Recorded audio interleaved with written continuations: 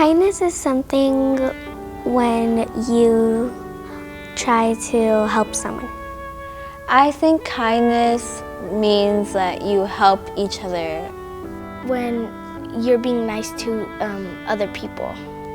When I hear kindness, I think about putting somebody before you and helping them and caring for them as much as possible.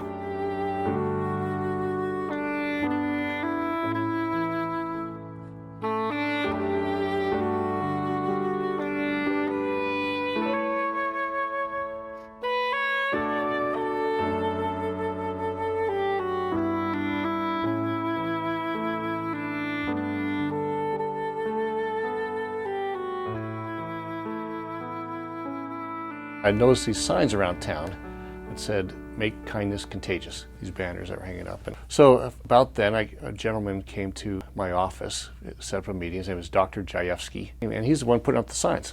And he told me that what prompted him to do that was his daughter, Natasha, a little 6-year-old, had tragically passed, but she had written all these beautiful things in her life about kindness. And so he had told me, he said, because I'm a holistic doctor, and he said in medicine you could either treat the symptoms or holistically you could stimulate the body to heal itself.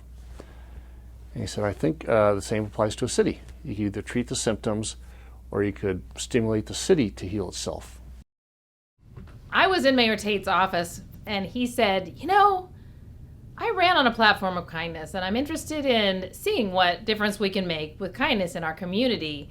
And he said, and I think kids might be the way of bringing that about the best. And so I said, okay, well, that's interesting. What would you like to do? Came up with this idea of 1,000,000 acts of kindness. And so we did the math and we divided by our 20,000 kids and we said, well, 50 acts of kindness, we think that's doable. That's nothing. Kids do 50 acts of kindness probably in a week. Dr. Wagner ran with it with her school board, and they ran with it. And so I've been here cheerleading, is basically been my role. What we first did is we spoke to the teachers about our mission to, as a district, reach 1 million acts of kindness. And every school had a different goal based on the number of students that we had enrolled. So what we ensured is that we had a tracking device for the teachers to be able to record the acts of kindness, and then we let them be individuals and how they wanted to run their class in order to be able to record and discuss what kindness is in their classroom and what types of acts would be meaningful for each individual grade level. We began the kindness campaign in my classroom by brainstorming ideas of what kindness means to the students. I wanted them to sort of grasp the idea of what kindness meant to them first before we spoke of ideas of what we can do at our school. It was remarkable. We had so many altruistic activities that were going on. That was just fantastic. We had kids that were really learning how to take care of each other and help each other, their community, their teachers, their parents, and each other in a way that we hadn't seen before. It started off as simple acts of kindness, picking up trash at our school, complimenting one another in the classroom. I helped them read, helped them glue stuff. I help a lot of my classmates spell some words that they can't spell.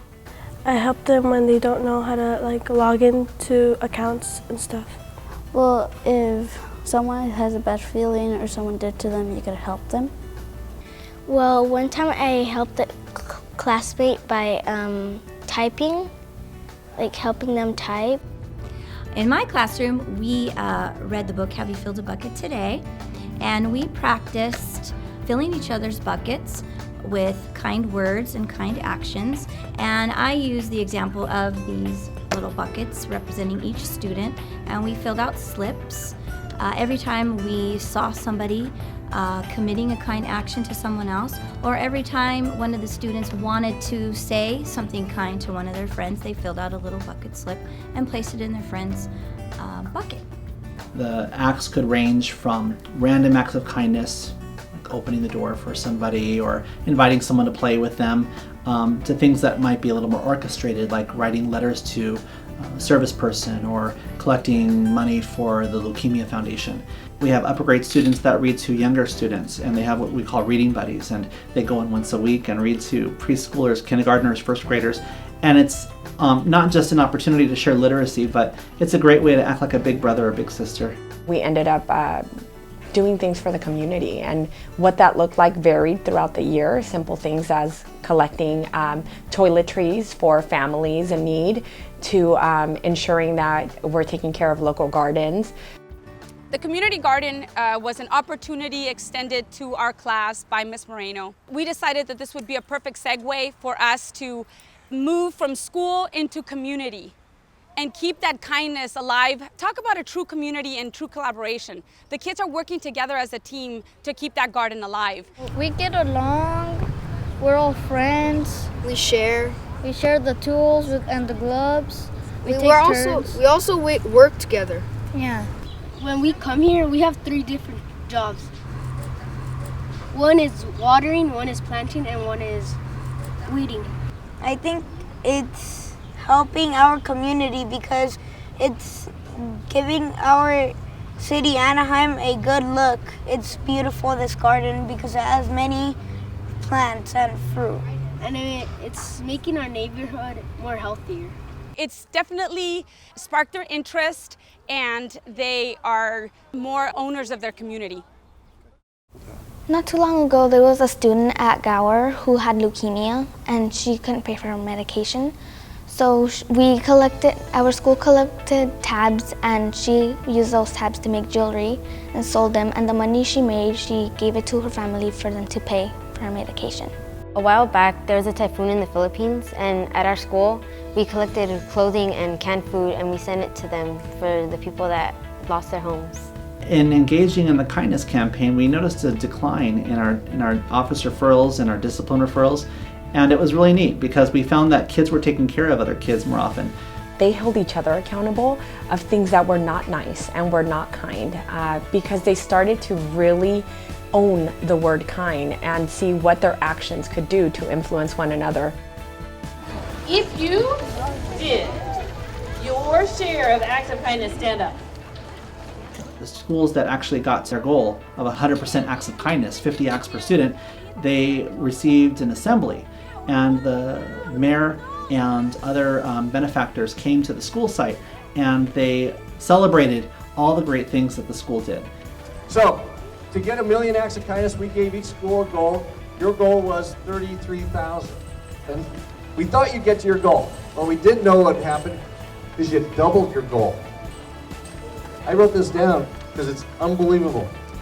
70,195 acts of kindness. Yes, give yourselves a big hand. The students are going to be our leaders. They're going to be our future citizens.